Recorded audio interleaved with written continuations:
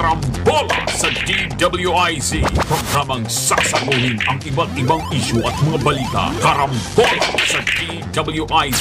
Tatalakayin, hihimayin at pagtatalunan ang iba't ibang mga isyu. Karambola sa DWIZ. Programang pwede kang mag-good pero pwede ka rin mas-crash. At ngayon, narito na ang inyong mga karambulista at ang programa Karambola sa DWIZ.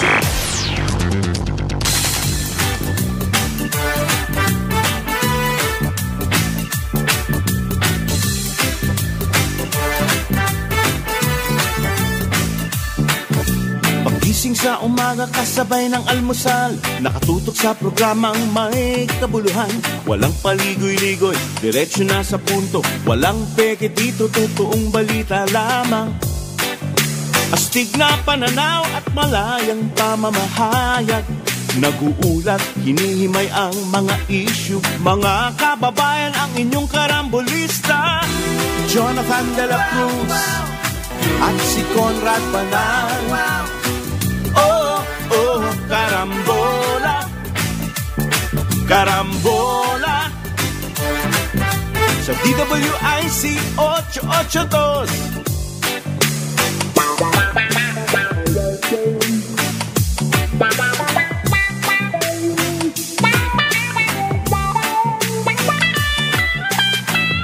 Kaya tumutok na at huwag bibitaw.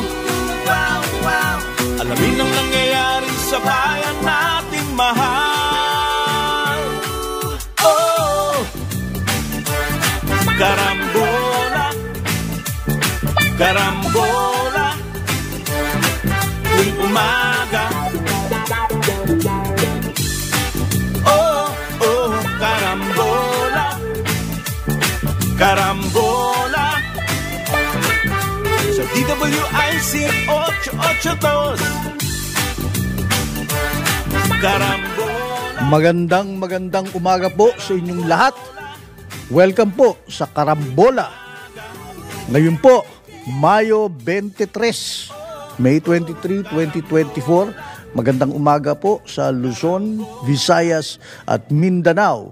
At sa maraming Pilipino sa iba't ibang dako ng mundo na masugid na taga-subaybay ng Karambola. Ito po si Joel Aksamana. Ang ating mga kasamahan ay si Kong Jonathan De La Cruz ay parating na. Galing siya sa Taiwan at nag-text sa akin na medyo on the way na siya.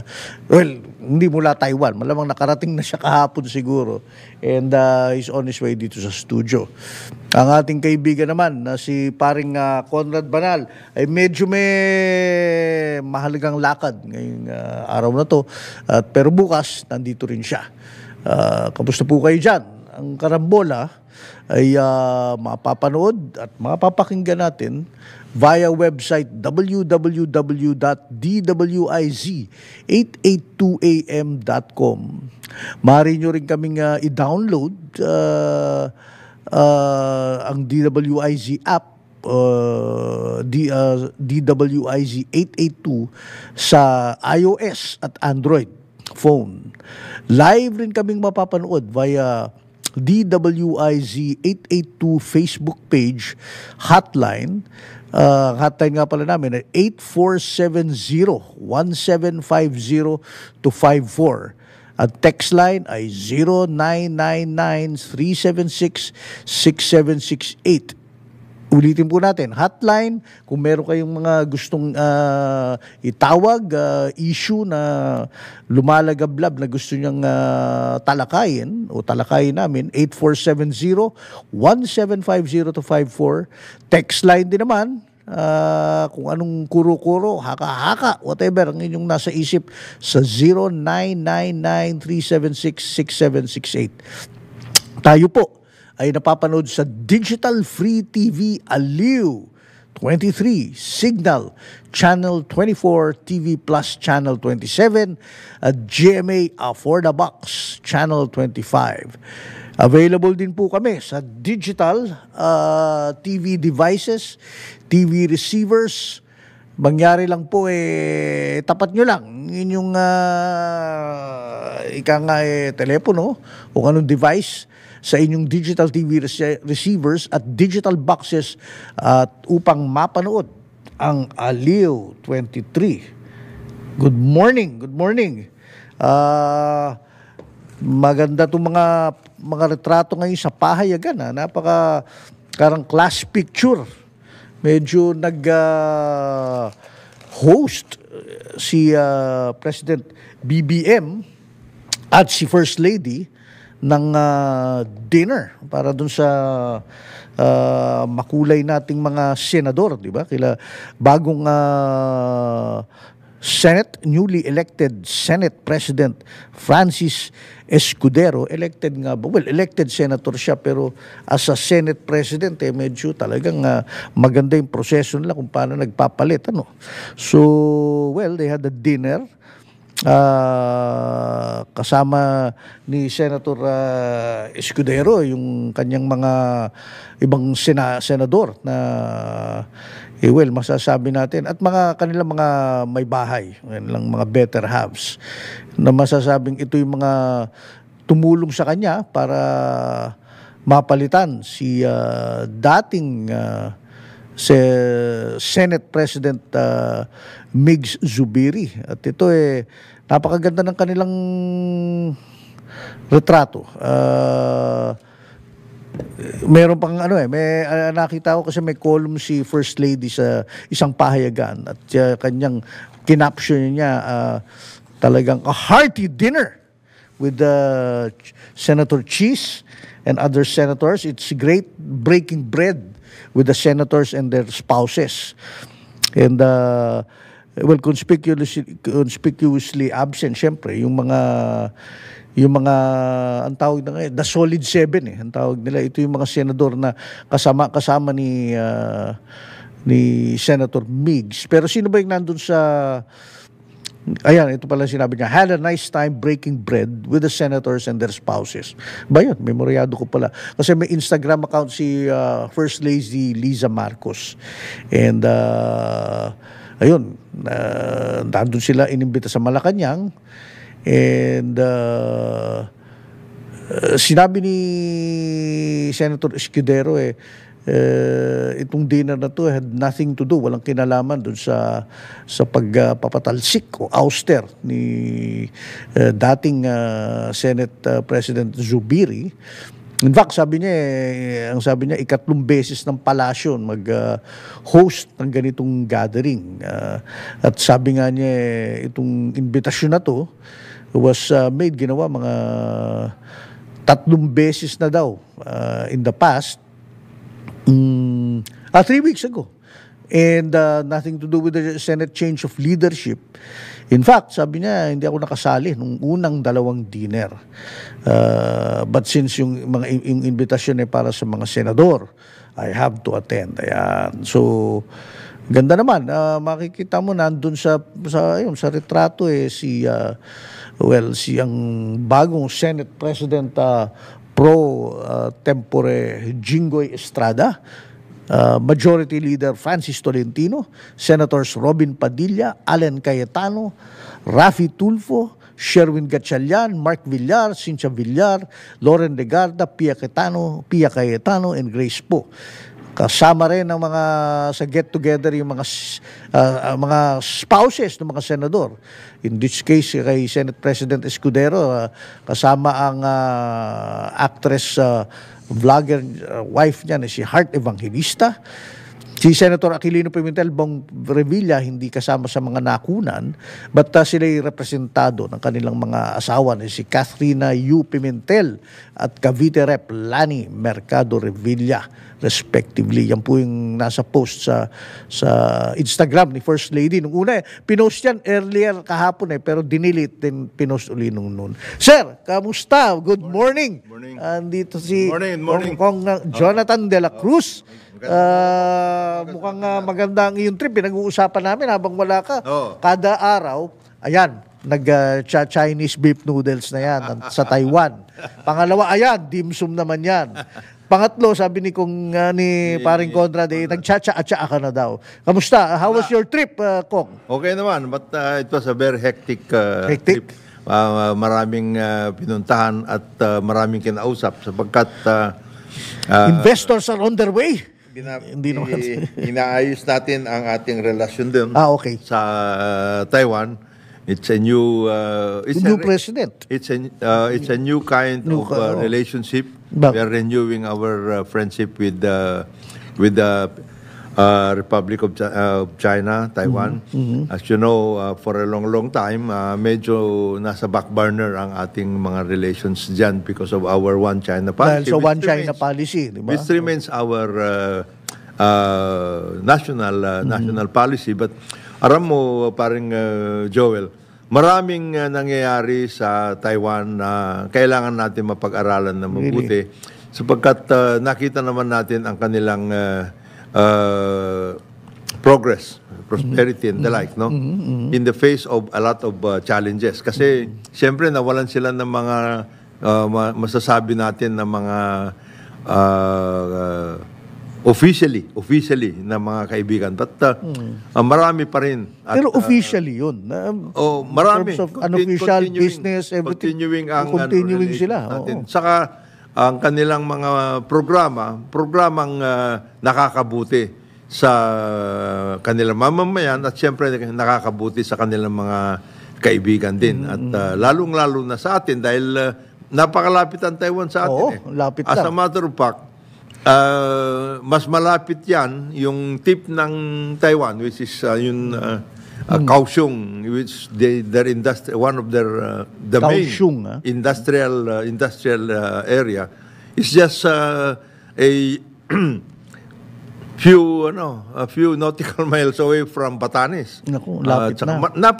Napakalapit yan. Kaya hindi natin maiwasan na makasama natin ang Taiwan at ang mga kaibigan natin dyan sa Taiwan. Marami tayong mga kababayan dyan.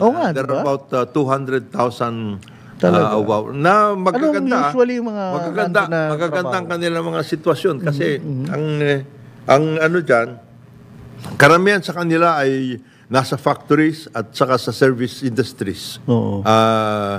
At yung ngayong inaalagaan natin at tayo nagpapasalamat na maganda naman ang nagiging relasyon ng ating MECO. This is the de facto embassy in Taiwan that we have headed by Chairman and Resident Representative Manong Bebot Bello.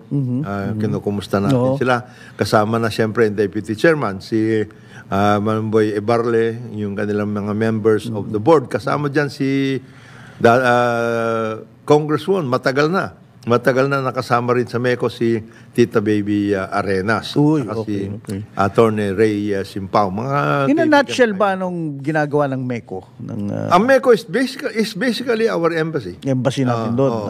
Hindi lang official in terms of diplomatic, but they are diplomatically accredited, maayos doon, considered as our representative office, ang tawag nila doon. Para rin dito, meron din yung Taiwan Economic and Cooperation Office. Ganyan din naman yan. At hindi naman violation yun ng One China policy. Hindi nagagalit ang China.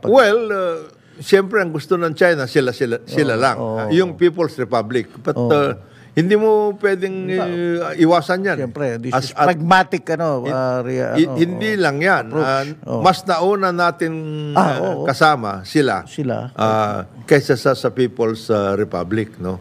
Of course, continuing din ang tension ng PROC at saka ng Taiwan, which is officially called the Republic of China.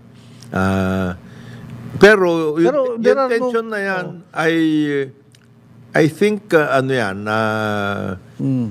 the pragmatists on both sides of the straits, of the Taiwan Straits, are getting to be more pragmatic about their situation. When you saw both sides, China and Taiwan. Kaya nga yung ibang mga nakausap namin doon, ang sinasabi nila, hindi dapat one China policy ang dapat one Chinese policy. Right. In other words, the race itself. In other words, lahat naman sila iisa lang ang pinanggalingan. Pero yung sistema nila dapat i-recognize. Yung sistema nila. Pero siyempre ang ang PROC considering their domestic challenges at this point, siyempre ayaw nila yung Ayaw nilang ganon. gusto nila i-insist pa rin yung yung unification. That is the reason why dapat maintindihan natin mga kababayan, bagamat nagkakaroon ng bangayan, world war, etc. and everything, mga patrols and everything else, etc. Hindi, babasahin mo yung pahayagan. Parang gera tayo eh. Hindi. I don't think that is the situation right now. Napakakalmado ang sitwasyon doon. Of course, may palaging banatan, etc. And within Taiwan itself, meron siyempre yung mga pro-One China. Kagaya nung the Kuomintang Party is a unification party. Yan ang kanilang workout. Okay. Itong DPP, Democratic Progressive Party, which is the ruling party right now. At yun yung bagong pangulo galing doon. Okay. Sunod-sunod sila. Nanalo sila. Nanalo out of 6 or 7 races, panalo sila sa 5. So, merong hardline, merong hardline. Pero even the so-called hardline, which is this ruling party, they have a minister. Mataas ang minister in charge of China relations.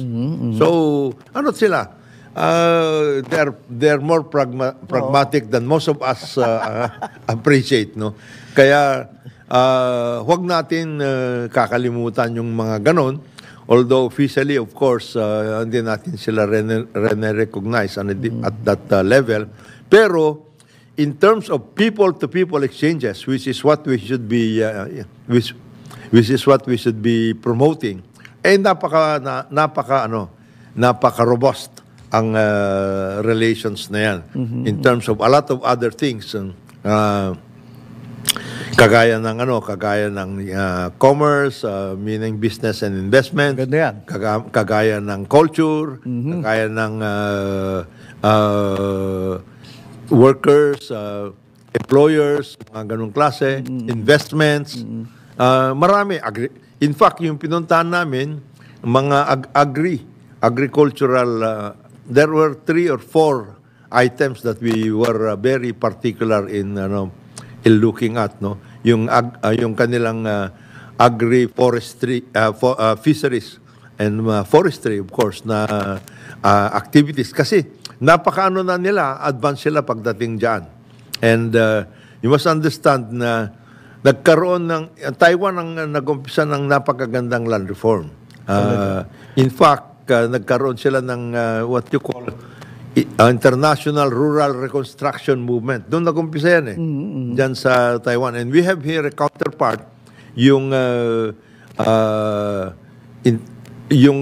International Rural Reconstruction Movement na pinamunuan for a long time ni Dr. Flavier, Secretary of Health Johnny Flavier. Na yan, ang kanilang trabaho at kanilang workout, talagang parang Joel, yung rural reconstruction nga, which is living up and really mobilizing the rural areas towards development. Which is what we should be doing. Malaki rin ang rural, dati. Areas. Dati. Pero ngayon industrialization halos agro-industry. Yung kanilang... Kasi tuwing napadpad ako sa Taiwan, laging sa syudad lang. Hindi ako napapadpad sa mga... Yung kanilang mga rural areas are not considered rural in the barest terms of the world, no? Hindi kagaya sa atin. Sa kanila, mobilized. Mobilized talaga. Mobilized yung rural maximized yung production. At lahat. At saka may processing sila. Okay, that's the important thing. Yung sinasabi natin, halimbawa sa rice, etc. and everything, kumpleto sila. Mayroon silang post-harvest facilities, etc. and everything else. And then, I think they're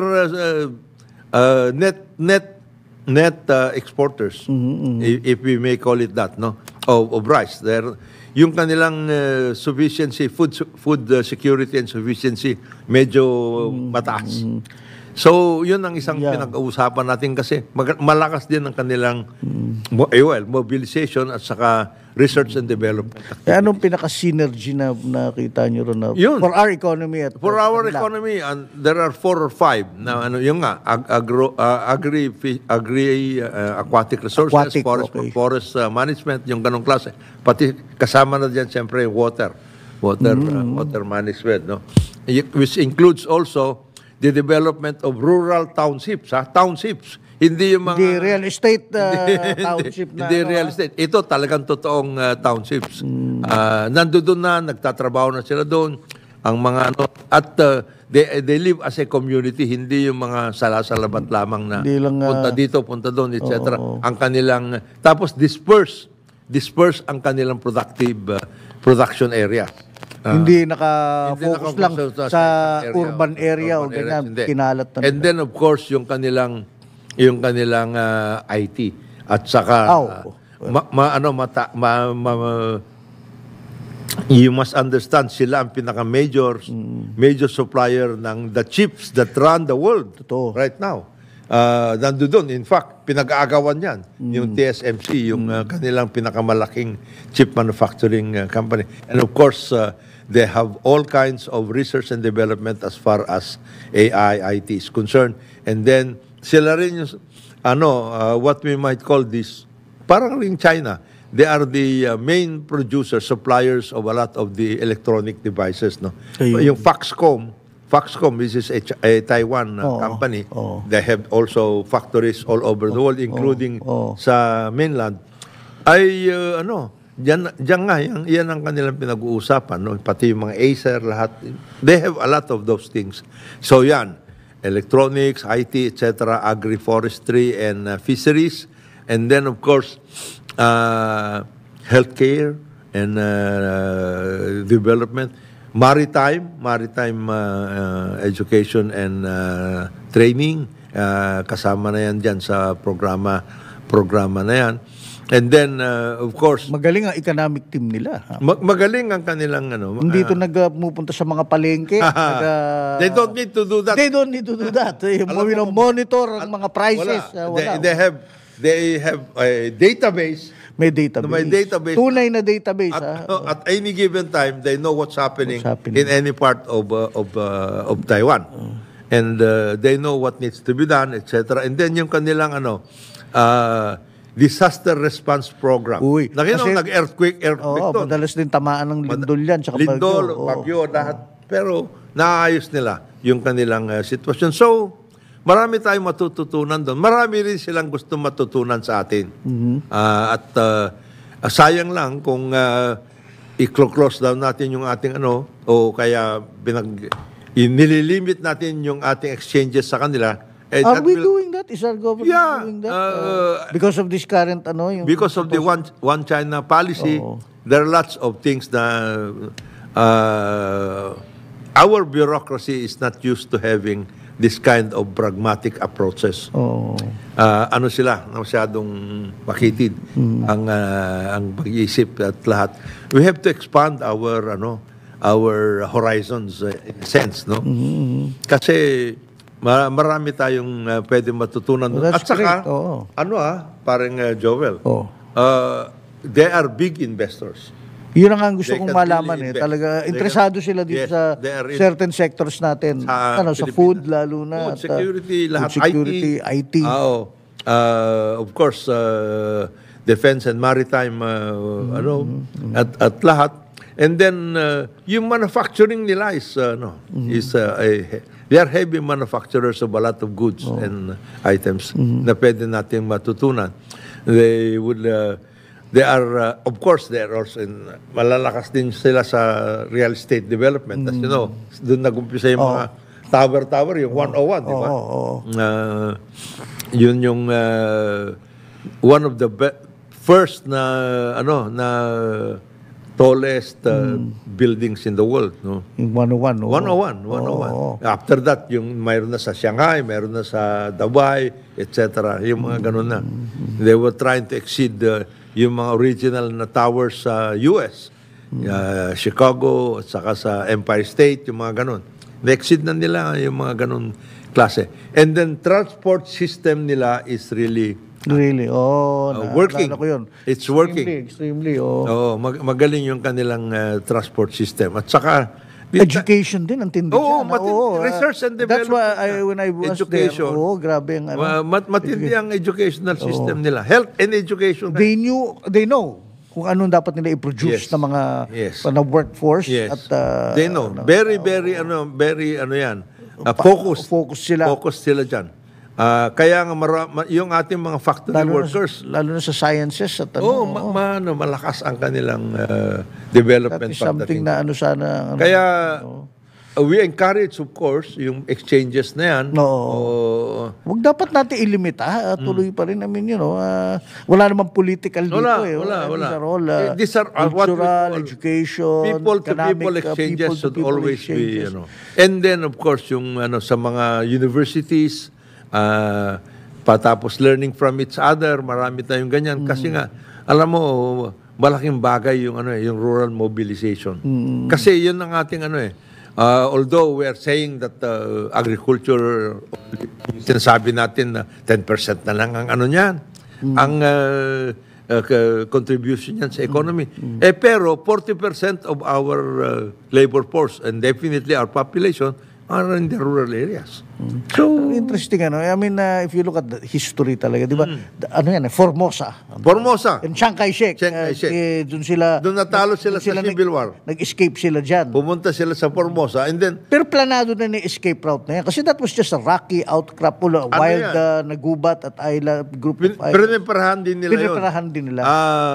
Although Chiang Kai-shek, Generalissimo, ang tawag nila Generalissimo Chiang Kai-shek. Generalissimo Chiang Kai-shek. Siyempre, siya ang presidente noon ng Republic of China nga doon. So, pero halos martial law muna siya. Martial law. At saka yung mga natives, well, let us say the original, yung Formosa, inhabitants of Formosa, medyo kay Chiang Kai-shek. Kasi binarsal na niya. Ano ba yung original inhabitants? Chinese din, di ba? Chinese din. Pero mga talagang taga-bundok o whatever. Kumbaga. Tapos Formosa nga Formosa. They don't call it that anymore. Matagal din yun. Naka 3 generations of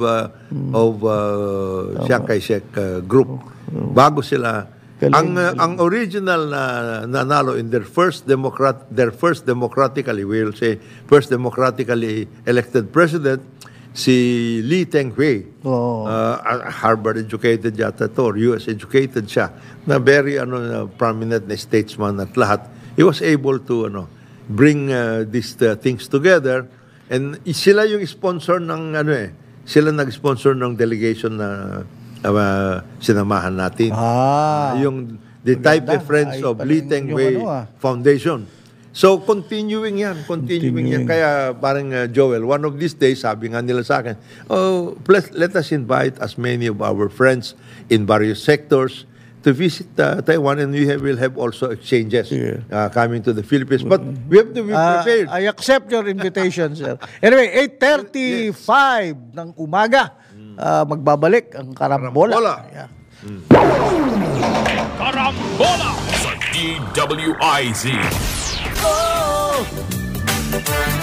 Karambola, Karambola, tuwing umaga. Okay, balik po tayo dito sa ating programang Karambola sa DWIZ. Ito pa rin mga kaibigan nyo, Jonathan De La Cruz. Siyempre kasama natin paring Joel Lacsamana, si paring Conrad Banal ay mayroong napakahalagang lakaran lang at babalik naman yan bukas nandito na nandito na yun. Kaya in the meantime dapat kwentuhan tayo ni paring Joel kung pag-uusapan anong natin latest China dito pa rin kung China kung China pa rin ang pag-uusapan natin itong yung Westcom, di ba? Nagsalita si Vice Admiral Carlos.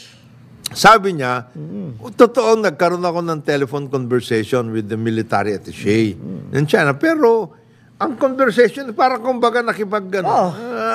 Naghut-hutan dila lang sila. Kumusta ka na, etc. Baka baka pwede na natin pag-usapan kung paano ang magiging para maiwas-iwasan ang mga bangayan tungkol dyan. Baka ganun lang ang usapan eh. Pwede tapos... Pero wala siya sinabing new model. Wala. He was not even proposing anything. Basta ang usapan lang, parang magkakaibigan sana na o pag-usapan na natin, Brad, para hindi tayo masyadong nagkakagulo dyan at na-involve yung mga iba't ibang mga tao, iba't ibang napapaakyat ang dugo ng mga ang kausap niya rito yung si Colonel Lee. Yung military attaché. The military attaché. Kaya lang yan eh. Yung mga regular na usapan na ganyan, paano ba natin ayusin to? Yung ganong klase. He was not proposing anything. It was just a discussion over the phone and any record nito, then it was prominently twisted. Ayun ang sinasabi niya, it was twisted, ganyan. By the Chinese Embassy in Manila. And yan nga ang problema pag mga ganyan. And I think this should also serve as a lesson to our officials, no?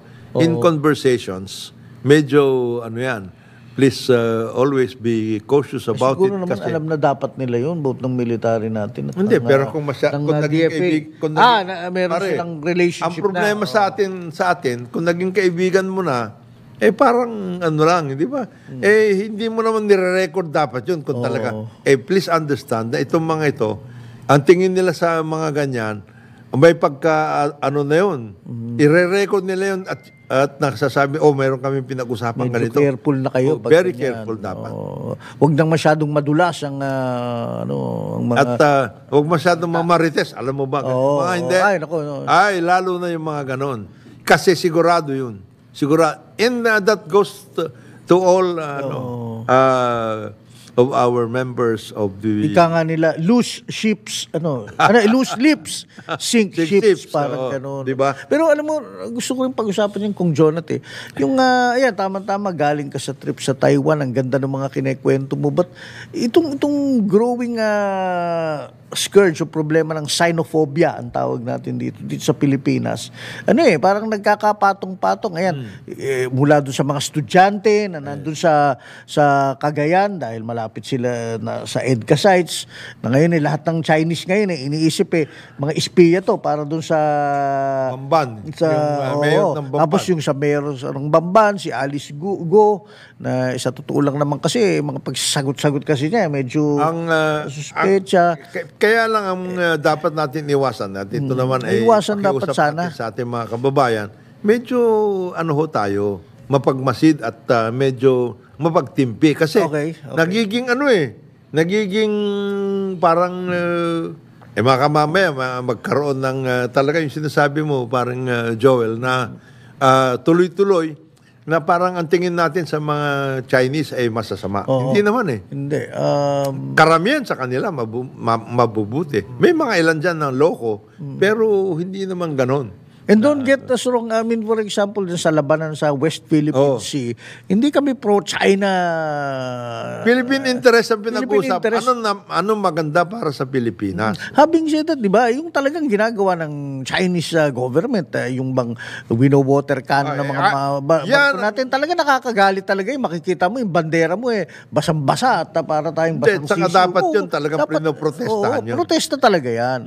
Pero di ba, ang akin naman wag naman yung lahat natin, lahat ng Chinese tuloy na makita natin, tingin natin. Hindi lang yun, parang Joel. Yung bang ginagalit natin ng taong bayan. Wag. Para bang ini-stoke mo, pinapaypayan mo lalo yung apoy, di ba? Meron na nga konting di pagkakaintindihan At saka nag-aabuso na yung ibang mga personnel o kaya mga opisyal ng China, whether it is the embassy in Manila or yung mga nandiyan sa West Philippine Sea na mga opisyal ng mga maritime forces nila.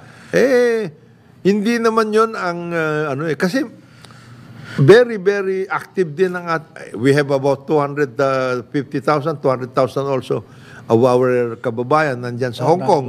Marami rin tayong mga kababayan nasa mainland itself.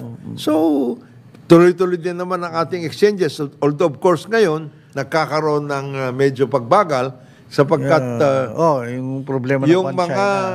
yung mga dahil sa pagbabago ng pagtingin na Administrasyong Marcos sa ating relasyon sa China, siyempre bumagal yung investments, bumagal pati yung nagkaroon nga ng parang bumagal yung impetus hindi tinutulak, parang kusang kumbaga training in kumbaga sa kabayo enthusiasm mo. Ginanon muna. Kasi una-una yung tungkol sa pagbibigay ng visa, kasi dati visa upon arrival ayos na ayos Ang daming dumating nga. Ito nga, kasama nga yung pinagsususpetsa ngayon na mayor ng Bamban. Pagkatapos, 100 visas a day lang ang nai-issue from the mainland. Of course, yung mga pinatigil na mga loans at saka mga projects. As a matter of fact, mayroon ngayon controversy tungkol dyan sa Kaliwa Dam. Kasi naibigay yan sa isang kampanya sa China Energy na yung nabinigyan na notice to proceed hindi pa pala handa. Tapos ngayon yung penalty sa atin nakaumang yun. Bayad tayo. At saka yung kinukuha yun parang Joel from yung kasi 85-15 15% ang participation ng gobyerno dapat yun. 85% ang participation ng China in terms of funding. Hindi nga natatap. Sabi nga nila, napakaliit pa ng implementasyon ng project na yan. At the same time, actually, by the way, we discussed that habang wala ka. Nangako si MWSS Administrator, si Bobby Cleofas will explain. Pinagmimitingan ngayon nilang ngayong week yan at ng Board of Trustees. He has to explain because she has to explain kasi mabigat yan. It's not as if we are talking about thousands of pesos lang. Billion na. Billion na. And I think she needs to explain all of these things because she is at the center of things Kasi siya rin yung Bids and Awards Committee. Siya rin yung ngayon ang administrador at siya rin ang nagsasabi tungkol dito sa tungkol dito sa mga pag-release ng mga pondo. At ang sinasabi nila, ito naman paring Joel, sabi ng mga tigaloob, ang isa sa mga kasama dyan sa release of funds because he is a senior official of the MWSS is the husband of Dr. Badoy. If you remember her. Yun sa SMNI at dating... si Lorraine Badoy. Si Lorraine. Husband niya. Okay. Involved dyan sa operasyon na yan. So, maraming mga hindi ko alam. Okay. Because he is a senior official of MWSS. So, there's a lot of explaining to do. Yeah. At yan. Right now, nasa inside pages yan, pero admin na Bobby, this can go right to the front pages dahil it's quite, Hindi, saka hindi lang yun. Matinding issue Matinding issue because it will have to be also related to the rate-basing system. Rate rebasing. Rate rebasing system. Kasi ang sinasabi daw nila is ang nagpapauna sa pagbayad at hinihingan ng pambayad doon sa penalties na yan ay yung mga water concessionaires. Di lalong problema yan. So, at siyempre, yung water concessionaire, saan pa nila magre-rate rebasing yan, tayong mga consumers ng tubig dito sa Metro Manila mag-shoulder niyan, magbabayad niyan. So, what tangled web we weave. Mabigat yan. Kaya pala lumayas na ang Ayala dyan at binigay na kirason yung problema. Tapos next of course, yung concession agreement. Anyway, we're waiting for yung Board of Trustees actually, biglang nanahimik yung source ko dyan. Sabi ko ba, parang bang mabigat ang nangyayari dyan? Mabigat. Because yung mga may mga may mga documents na kaya may dokumento. Dokumentado itong issue na ito. Kaya hindi basta-basta mawawala. Ngayon, ang undocumented at ayaw naman sinasabi dito yung kay Vice Admiral Carlos. Kasi sinabi niya, usapan lang namin to, kumbaga, doon kay sa General Lee. Colonel Lee. Sabi niya, bakit naman ni-record Hindi naman, I did not consent, sabi ni Vice Admiral Carlos, to his recording, and it was twisted to the very end. Sus naman. Parang, ang tawag dito, parang pinanganak lang siya naman kahapon yan, bro. I mean, napaka-trusting mo. Kung si Richard Nixon nga, nang-re-record, presidente na yun, I mean, that's par for the course. You're an official, kung ano sinasabi mo, ingat ka. Oh, yes. Diba? Kailangan, meron ka rin counter-recording. Oo, meron ka rin counter-recording para maliwanag sa lahat. Pero, gaya ng binabanggit natin palagi, parang Joel, ano lang, medyo cautious lang po tayo. Huwag natin wag tayong basta nagpapadala sa mga ganyan. Ako ng akin naman, yung xenophobia, hindi maganda Hindi maganda. Kasi, dahil nilalamp mo lahat ng incheck, tawag yung ganyan. Napakarami yan. It's a race It's a race. I mean, may taga-Taiwan, may taga-China. Mayroon Singapore. May Malaysian Chinese. May Malaysian Chinese. So, hindi natin pwedeng lahatin, di ba? Kaya nga sinasabi ng, the best thing that can happen because nilalamp is at least as far as Taiwan and the People's Republic is concerned, one Chinese. One Chinese, hindi one China. Hindi one China. Meanwhile, we have our own. Meanwhile, itong ating pamahalaan naman, may mga polisiya naman na dapat liwanag-liwanagin na talaga. For example, yung dun sa mga estudyante sa Cagayan, di ba, yung bang talaga naman may policy tayo, okay, true na. Pagdating dito sa Pilipinas, pwedeng kumuha na ng visa, educational visa, samantalang yung mga estudyante natin na mag-aaral sa labas, may katakot-takot na pagdadaanan para makunwari mag-additional studies or anything. Grabe ang workout dyan. Tayo rin napapahirap sa sarili natin. Ganun din yung sa Pogo naman. Ano ba talagang polisiya natin? Gaya yan talagang, ang sinasabi ni Mayor Go, ni Alice Go, may permit Kaya, Tama yun. Kaya buksan niya sa Bamban yung outfit na to. So, di ba, para lang maliwanag. As always, ang sinasabi natin dito, parin Joel, yung enforcement and monitoring. Actually, open talaga ang Pogo mayroon talaga silang mga permits And the PAGCOR is giving out these permits, licenses in effect. Ngayon, ang importante yung monitoring nyo. Kasi nabigyan mo yung master license o master permit, halimbawa yung isang master franchise yung isang grupo. Ilan ba pwede niyang sites or ilan ba pwede niyang bigyan ng sub-franchises in effect? Pwede ba yun o hindi? Dapat liwanagin na mabuti yan kasi diyan napapasok yung mga, ang tinatawag nga nila cracks Di ba pare? Iyon yung dun lumalabas yung mga cracks Pag nagkaroon ka ng cracks, di may mga pumapasok. Doon lulusot.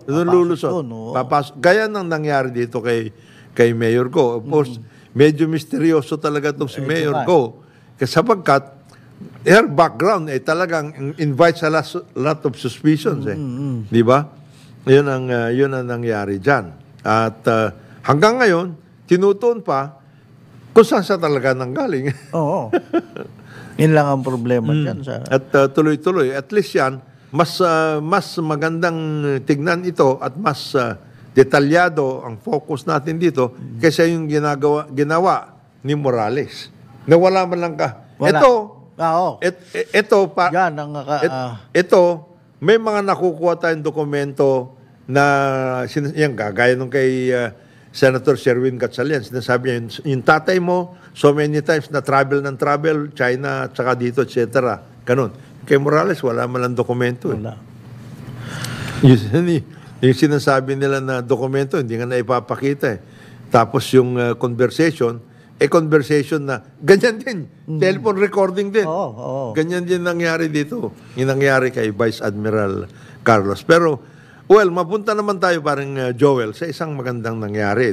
Una nga, yung tungkol sa pinayagan na ni Pangulong Marcos, yung pagbabalik ng school calendar to June or July yata. Official na yan. So, which means, kokonti lang yung puwang para makapag-prepare ulit yung ating mga eskwela para sa Parang immediately, konti lang ang bakasyon. konti lang. Diretso na. Yung mga iba, may mga di ba, usually may mga makeup classes yan pag summer eh. The summer month, almost gone na yan. So, we're talking about a July opening. So, we only have 1.5 months, in effect. In fact, maraming mga summer activities sana, maka-cut short. Naka-cut short na yan. Pero talaga naman kailangan gawin to. We have to bite the bullet dahil saksakan talaga ng init. Nakita na natin, hindi kakayanin. Hindi talaga, no? Hindi talaga kakayanin. Alam mo, parang Joel, sa Taiwan, windy. Hangin. Nag-ano pa nga, nag-ulan eh. Oo. Siguro doon sa northern parts ng ating bansa, ganun din. Umulan din naman dito. By the way, ikaw, hindi ka naman ako ba rin galing kong trip, galing Mindanao, nung linggo. Indo lang ba kayo doon? Hindi. Pagdating dito, nasa Tarma kami 2 oras dahil hinold ang mga eroplano dahil may lightning alert. Tapos nakikita naman namin sa bintana na umuulan talaga. Ako naman, alam ko naman yan na delikado talaga. May lightning alert talaga, hindi palalabasin ng ground crew and all that. Dapat, baka tamaan. But yun na nga, marami nagreklamo dahil matagal, bro. But the other thing kasi, at ini-explain, in-interview kanina si Secretary Jimmy Bautista, Ginabi nga niya, yung danger, ganyan. Kaya nandun kami sa tarmac. Ang tanong ko sana, hindi lang na-follow up, bakit nga ba kami nasa tarmac, ba't wala kami sa tube? Alam mo, tagal na ako hindi nakakatikim ng tube, yung aeroplano paparada doon sa tube para kadikit mong airport.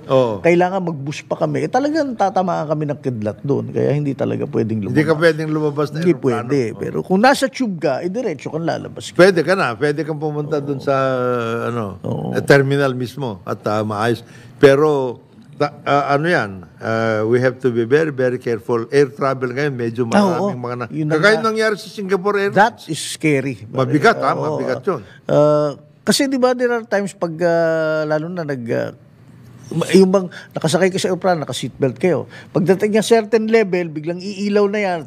Announce, pwede na kayong tanggalin ng seatbelt, mag-CR, ito na yung mga pagkain, lalabas na, bigla nang magtuturbulence. Kagaya, itong area na ito, siya daw, tumatama sila sa ceiling. Parang sabi nung mga analyst, mahirap yun yung biglang baba, 6,000 feet. Oo. Siyempre, pag hindi ka naka-seatbelt noon, palo ka sa taas. Palo ka sa taas.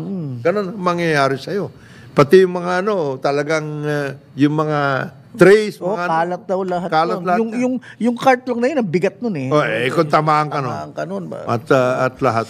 Kasi, sinasabi, from 37,000 feet, bumaba kayo bigla sa 31. 6,000 feet. Isipin mo yun, in just a matter of minutes. Buta, mabigat yun. Mabigat ng sitwasyon. At yan, area na yan, yung pinangyarihan yan, parang, that is a very, very, talagang turbulent. Ang dyan. Kasi, yan yung within the area of Bay of Bengal yan Kasi Myanmar nga yan yung mga yan. Indian Ocean, Bay of Bengal at lahat. Talagang yan. The monsoon, winds. Kaya sa susunod, mabigat. kayo sumasakay. Pag sinabi ng stewardess sa inyo na ay seatbelt po, i-seatbelt nyo na po dahil hindi po hindi mo alam yan. Nasa area kayo, mag-turbulence na ganyan. Huwag matigas ang ulo na minsan. Yung area na yan, naranasan na namin. Papunta ng Europe. That was several years ago. Yan. Maski na malalaki aeroplano yan. Pero wide-body jet, you would think matibay yan, kayang-kaya. Kayang-kaya nilang daanan yun. Hindi mo rin alam. Ang sinasabi nga nila, clear skies Oo nga daw. Out of the blue. Out of the blue, biglang ganun paano? Kung naka-relax ka doon. Tinanggal mo yung seatbelt, di tapos ka. Mayayari ka talaga. Kaya dapat mag-iingat, magganyan. Sa lahat. Land, air, or sea. Yan nga pala ang isang na pagtuunan ng pansin namin sa Taiwan. Parang efficient at saka effective yung kanyang land, air, and sea transport. Talaga? System. Paano mo nasabi? Tatlo yan, sinabi mo. Yes, maano sila. Very, very, of course, yung trend system nila, maayos yan. Yung kanilang, nauna pa tayo nagkaroon ng trend kasi dyan sa mga yan sa kanila talagang it is, Seamless ang tawag dyan. kumbaga, Kung tapos galing- yung connectivity maayos, tapos very courteous sa mga tao, at saka, of course, yung kanilang mga kalye, malalapad at lahat. Pagkatapos, yung talagang mga freeway nila, in Freeway other talaga, words, oo. hindi ka pwedeng saksakan ka ng motor. Hindi. Hindi. Wala. Yung mga ganun. Yun ang ating... Saksakan ka ng motor. Okay. Di ba? Hindi, yeah, no, I've seen that. Ay. Dati nung huling punta ko dyan, although that was 2019 pa, yung venue, kung saan yung kami yung conference na tanong, malayo yung hotel, pero ang bilis namin narating. And smooth, walang yung mga na-traffic, o yung biglang nalubak. Walang ganun. Sabi ko nga, ano ba ito sinasakyan ko? Train ba ito? Bilis. Maayos. From the freeway down to the side, At the saka side yun? street, At saka disiplinado. Disiplinado. Yan ang importante. Actually, yun ang ating disiplinado inaasam. mga Taiwanese nakita ko. At saka courteous. Courteous, Yan ang inaasam-asam natin Kumpara, hindi naman natin inilalahat. Kumpara sa Hong Kong versus Taipei, for example, medyo as far as the people are concerned. Pero oras natin, mga kababayan, ay alas 9 ng umaga dito sa ating programang Karambola sa DWIZ. Karambola sa DWIZ.